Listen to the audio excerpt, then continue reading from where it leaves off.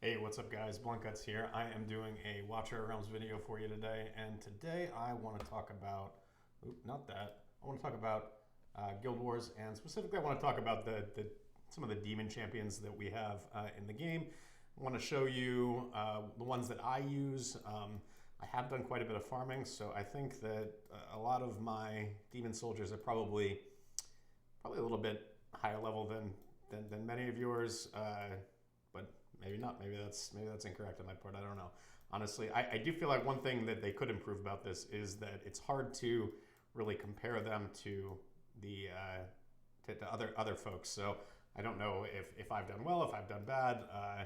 But I do know that there are some that I do use quite a bit, and I'm going to take you through. I've got 7 attacks left in this round of Guild Wars. I'm going to do them with you on camera here. They're going to be live and uncut, and I don't know that I'm going to win. We are on day 2 right now, and a lot of the attacks have already gone out, so I may be kind of forced to attack some of the stronger defenses. But hey, that's how we learn, right? So I did just get Demon Captain Maw recently. I haven't really used him. He's super high cost, and really looking at his stats, I'm not sure what he brings to the table as opposed to some of the other champions that I have on my team. But hey, maybe we'll give him a shot and see how he goes. Maybe we'll take him against one of the easier defenses. So um, just real quick before we go in, this is this Knight of Destruction is the champion that I use most often as my tank. For a long time, I was using this guy over here, this Uncommon Destroyer, and he does a great job too. He has less HP and I believe lower magic resist. I think than So the Knight of Destruction has both a defense and magic resist, which is super helpful. They're going to be kind of the first man in. They're going to take a bunch of the hits. They're going to have a bunch of ultimates popped on them, so it's important they survive as long as possible because I am going to be waiting to drop in some damage dealers afterwards. The other champions that I use quite a bit, this Bookkeeper, you may remember him from the time Cease killed you in Void Rift, Nightmare Void Rift. This guy is kind of a nightmare. He one-shots or close to one-shots entire groups of your heroes, and so it's exciting to be able to use him to kill somebody else's heroes rather than my own, which is kind of fun. I do use the Stitch Carrion quite a bit too. He does okay damage. He also is relatively tanky, so he's often in there to take hits. The Soulbone Archer, I know they got nerfed a while back, but they are still pretty effective at taking out enemies if they are positioned improperly. So talking about any kind of healers or range damage dealers that are out there that are exposed, that are essentially further forward than than whatever defenders they're using to kind of block the Soul Crystal. So let me see who else. Oh, and then these spiders, who are actually kind of my favorite. You get 4 of them at a time. They can overwhelm the enemy. They're also relatively cheap, so you get 2 deployments of them per round when you use them in your team. So you can actually drop 8 of them in rapid succession. And if the enemy team isn't able to kill them before they get to the Soul Crystal, there's not really a tank in the game that can block them. So yep. Anyway, let's get into it. I'll kind of talk about what I'm doing and why I'm doing it as I go through these fights. You can see we are not winning right now, so that's unfortunate. Maybe I can do something about that. And like I said, you can see the enemy team and our own has been kind of decimated. I did take a look at my defense earlier. I can show you guys what I'm working with. The battle power is a little lower than I intended it to be. I'm not sure if it's snapshotting it now. I know I've moved a lot of gear around on these champions throughout the last 36 hours or so, and this has stayed relatively consistent. So I'm not sure if that is just a result of the maybe it's been changing when I've moved stuff off of some of these key champions and I haven't noticed. But previously when I did that, I used to see my battle power dip quite a bit, and that used to concern me. We've only been attacked twice, but we did win both of them. So looks like nobody touched Team 2, but some folks decided they wanted to give a shot against my my Team 1. So yeah, hey, in any case, let's get into some fights, and that's really the best way to kind of show some of this off. These are some pretty beefy teams. Ardith is somebody who I don't really really see used all that much. So this is kind of interesting. There is a Boreas in there. Let's see how this is set up. Oh wow, he's got it set up right at the beginning here. Interesting. I haven't actually seen that before.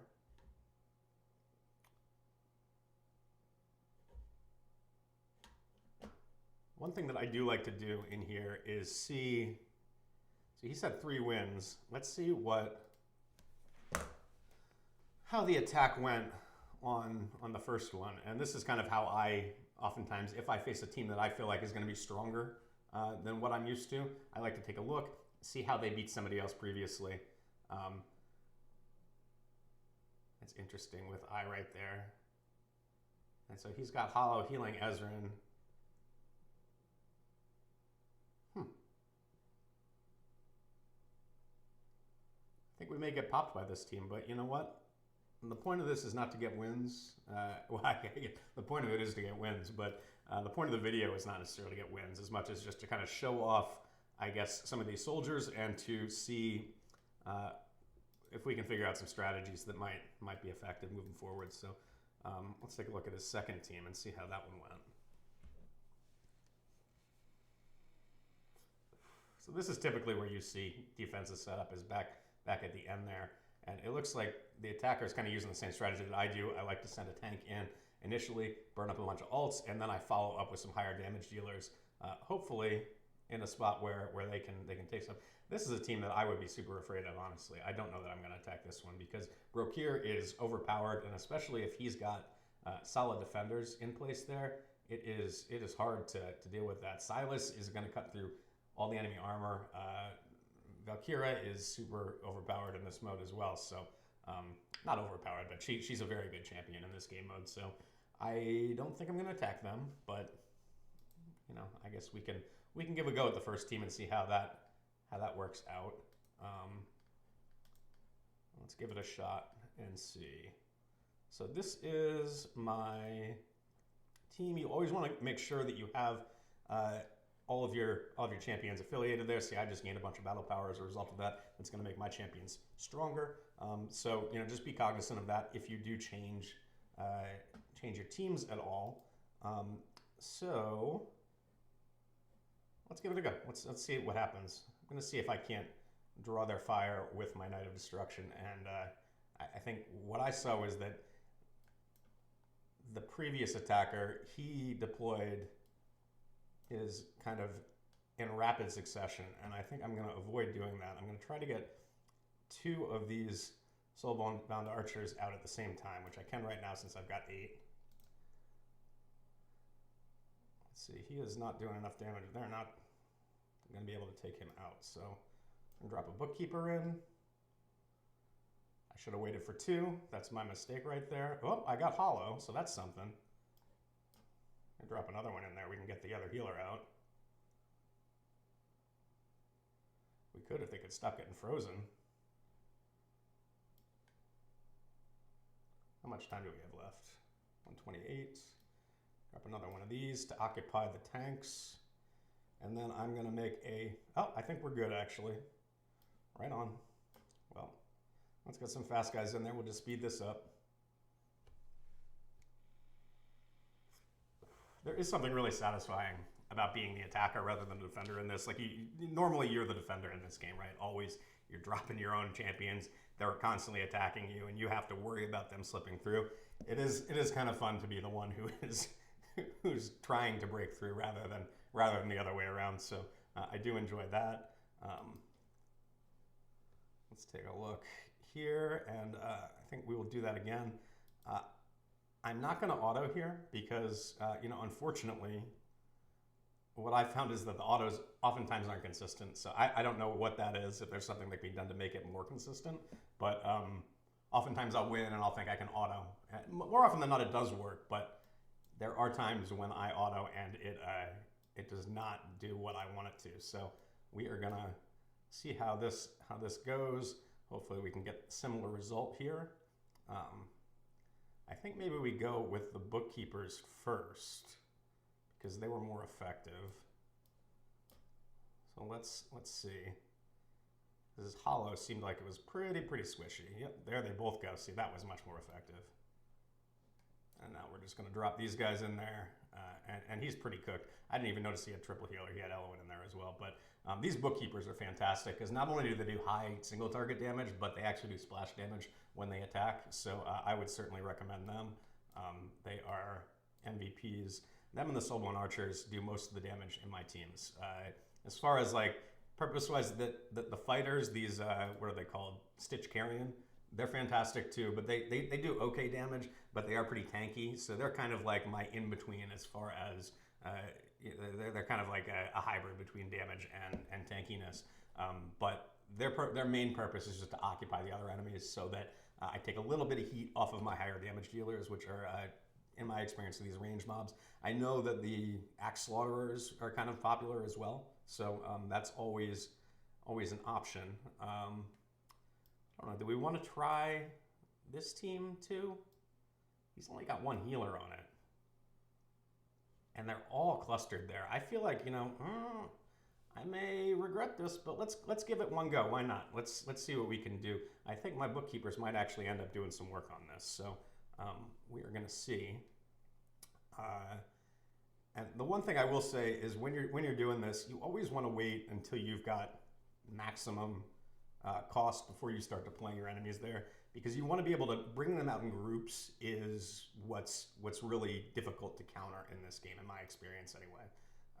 You want to be able to you want to be able to overwhelm the enemy, and you think about the things that you found difficult when you're on the other side of this, when either in Guild Wars or something else. Now, see, this is bad because my mages are gonna get hard countered here because there's nobody to tank, and that's not really what we wanted there. So they're doing some work, though. They are doing some work, no doubt about it.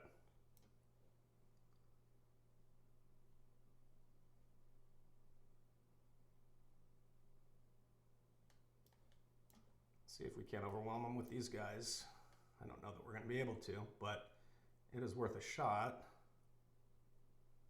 But I think we're cooked. Yeah, Brokir is just so good in this game, and Valkyria is kind of a hard counter for these spiders, unfortunately. Yeah. This went about how I thought it would. In truth, there's only so much you can do against some of these teams. Brokir never went down. We got him close, but between his unyielding, the unkillable, and his own gigantic shield that he puts on, and when you combine that with Vortex putting out a lot of shields, and then of course Elder is just a badass, and they are all Northerners except for Silas, I think. So it is what it is. But like I said, we're not necessarily looking exclusively for wins here. I want to try to show you some of the harder teams, and our selection here at this point is a little limited because there are so many of these that have gone down. That was what we were just on. Let's take a look at this. Truns, he's almost dead. We got another Northerner team here. Let's see how they've got it set up. So see, this to me, I'm most definitely going to attack them. And when you put Comet out here like this, he becomes kind of easy pickings for ranged fighters. So let's see how this goes. He does have high battle power, so that is something. But we're hopefully going to eat up all their ults with the Knight of Destruction, and then we'll follow up with some mages and some archers, and then we'll go from there. Now, one thing you can do if you want to regen as much cost as possible before he actually starts getting attacked, you can put him further back so he's got further to go. That's something that I definitely do occasion. And I like to, like I said before, I like to put these out in groups. I'd like to be a little bit faster on that, but I am slow on my computer. So that should take care of Comet. If we get one more attack in, there we go. And now we can follow up with some archers. So I think Lars is going to go down. Yep, all right, so we're good. This is an easy clap.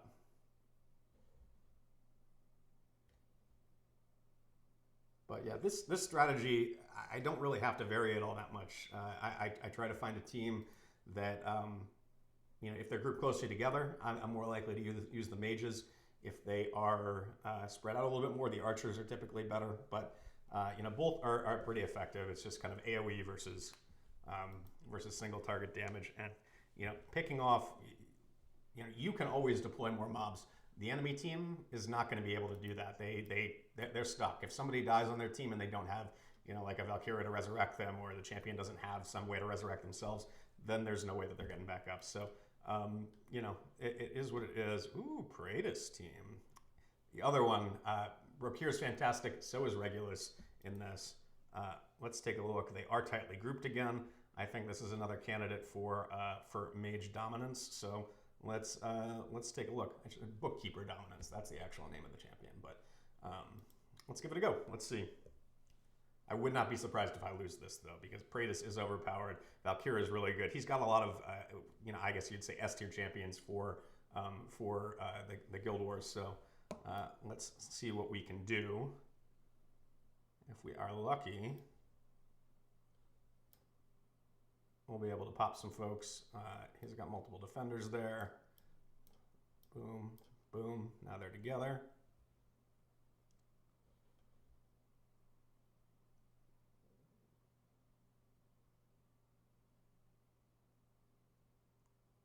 Come on, you're almost dead.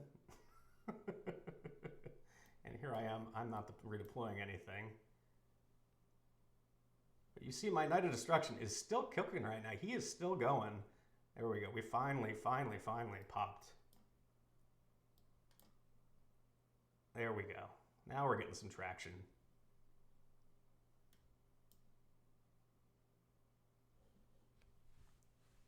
So when you're planning your defense and you group all of your champions together like that, you are just asking to get AoE'd by these mages. And that is certainly something that you should all be very cognizant of as you're putting your defense together. I can show you my defense real quick, and I'll show you why I think it works better.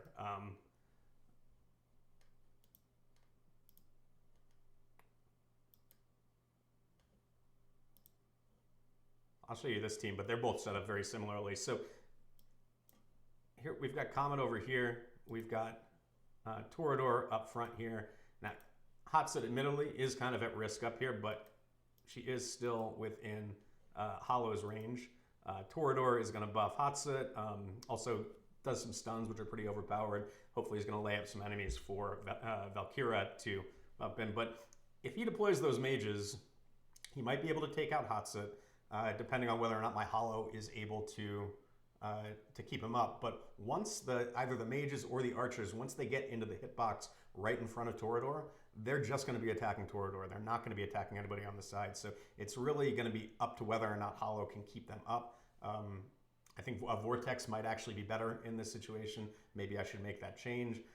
But I did like having the idea of having the rage regen there, so that if somebody does do what I've done, where I'm sending in a very tanky champion at the beginning, like one of those uncommon defenders, uncommon defenders, whatever, the big arcane dudes that you face in Void Rift. If you send one of those in, or you send in the Knight of Destruction like I am, all the cooldowns are going to be burned on that champion, and hopefully you kill it, but you might not.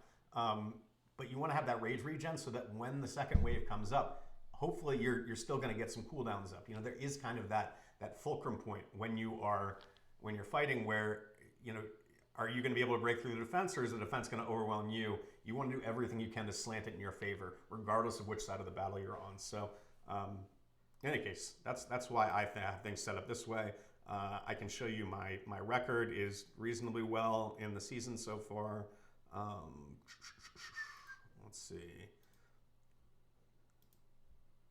That's my personal record. So let's see here. So on defense, where am I? There we go. 17 wins, 3 defeats. So I think that's pretty solid.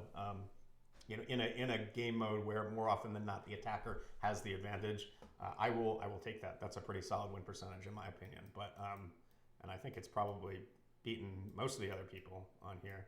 Although I guess a lot of them have records unavailable. That either that means they weren't in the clan or the guild before this, or they were not attacked. So their defenses are just so intimidating that nobody wants to attack them. But yeah, anyway, we will see. Let's see if I think we can finish off this one here. If we can take out Lefant's second team, if he's got it set up similarly, and he does. So he's doing the same thing he did before. We've got Silas in the back, who's going to do a buttload of damage, and then we've got these two defenders up here that I guess are going to got Livian and Baron.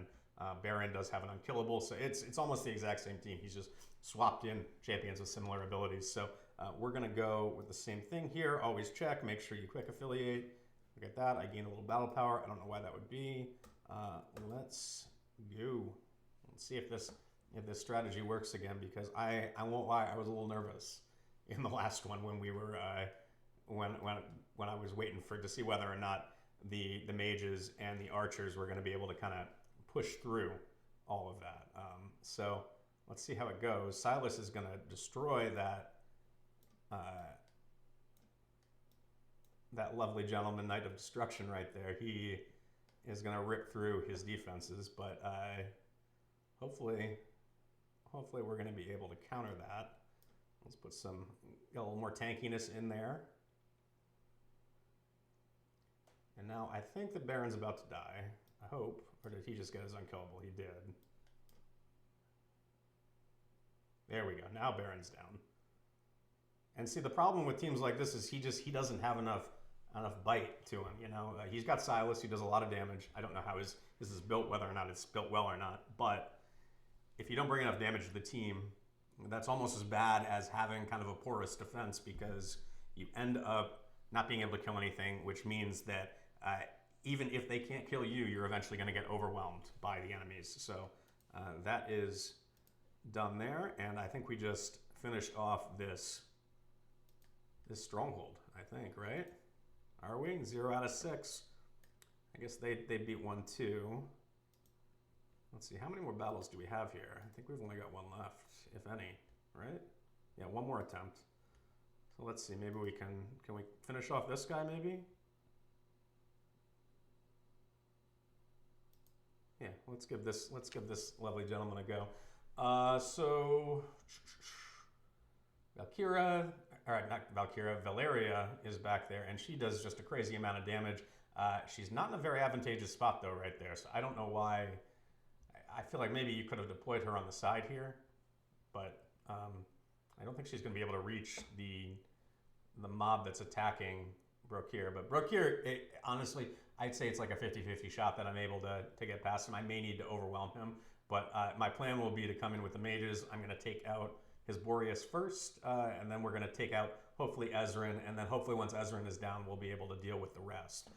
Hatset is also in kind of a weird spot here. I guess she's going to get the bounces, but I don't think she's actually going to be able to hit the enemies that are in front of Brokir. So with her ultimate anyway, I mean, she'll be able to hit him with her basic attack. But yeah, let's see how it goes.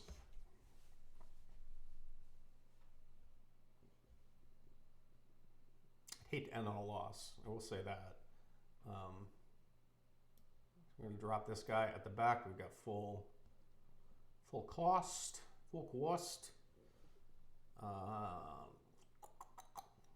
Wait until we can deploy both of them at once,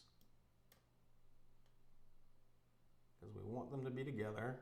And fucking Boreas is just so overpowered. It is ridiculous in this game mode and every game mode. I don't know why my bookkeepers didn't attack him. Oh, they did. Okay. Now he's dead. And now I think it's going to be a GG, because his heals are down and everybody else is down, and his Brokir looks like he is going to... Yep. Right on. Well, that's my general strategy, guys. Those are the enemies that I use. Again, primarily here, I'm looking at the bookkeepers for AoE damage. I'm looking at the archers for single target damage. What are the carrion whatevers, the fighters, they're good for kind of in between mob. They're hybrids a little bit. They do some damage, but they take a lot of damage as well. I've got my Knight of Destruction as my main tank to draw those ultimates at the beginning. And then finally, I have my spiders that are used to kind of overwhelm in case I can't kill the enemies, because most of these, even with a, shoot, I can't remember what it's called, formerly Olug's Wall, the artifact that increases block by 1 for defenders, even if they've got that, most defenders, I think with the exception of maybe Aveline, and I think Captain Reeve, I think, has increased block, but they're going to at most be able to block 4 mobs. So if I drop 8 of those spiders in all at once, which is only 6 costs total, I can oftentimes just burst right through. You only need 3 to get to the thing, to the soul crystal. You don't need to actually kill all of the enemies. So yeah, that was my my week.